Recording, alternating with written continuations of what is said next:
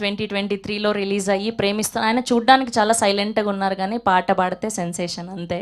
Congratulations, we're so happy for you. And ఒక 2 లైన్లు ఆ ప్రేమిస్తున్న పాట పాడి అప్పుడు మీ స్పీచ్ని మొదలు పెట్టండి.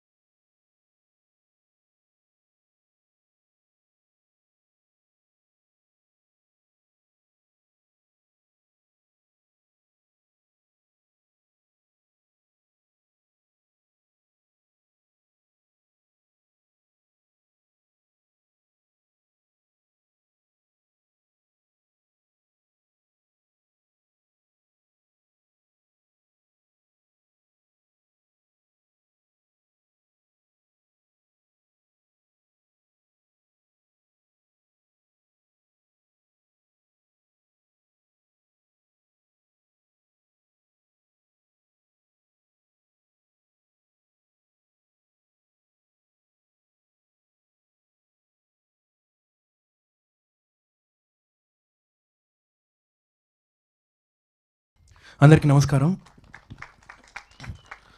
యాక్చువల్గా నిన్న నాకు అవార్డు వచ్చిందని చెప్పి ఫస్ట్ మా బావ అనుదీప్ కాల్ చేశాడు. నాకు కాల్ చేస్తే నేను మజాక్ చేస్తున్నావా, నన్ను ట్రాల్ చేయడానికి చెప్తున్నావా అని చెప్పి నేను అన్నాను.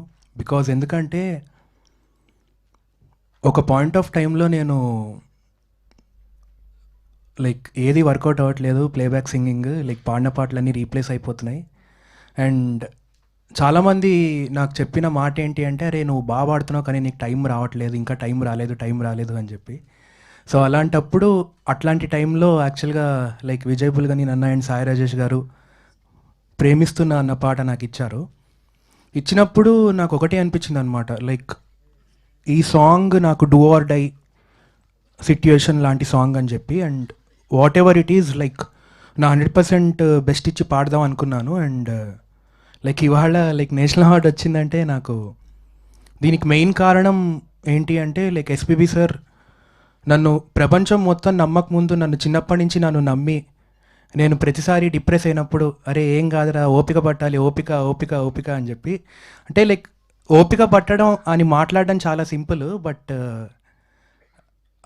లైక్ అది అంటే లైక్ ఎలా చెప్పాలి అంటే లైక్ దుబాయ్ సీను ఫిలింలో రవితేజ గారు ఆయన ఫ్లాష్ బ్యాక్ చెప్తుంటే సునీల్ గారు అంటారు కదా, అరే ఆపరా బాబాయ్ అని చెప్పి. సో అలాంటి సిట్యుయేషన్ ఉండిందనమాట నాకు కూడా లైక్ ఫ్లాష్ బ్యాక్లో. సో అట్లాంటి సిట్యుయేషన్ నుంచి ఇవాళ ఇక్కడ లైక్ నేషనల్ అవార్డ్ వచ్చింది అంటే I feel very very grateful. And thank you so much Rajesh garu for believing in me. And like నాతో ఈ పాట పాడించినందుకు I'm eternally grateful to you sir. And SKN garu thank you sir, thanks for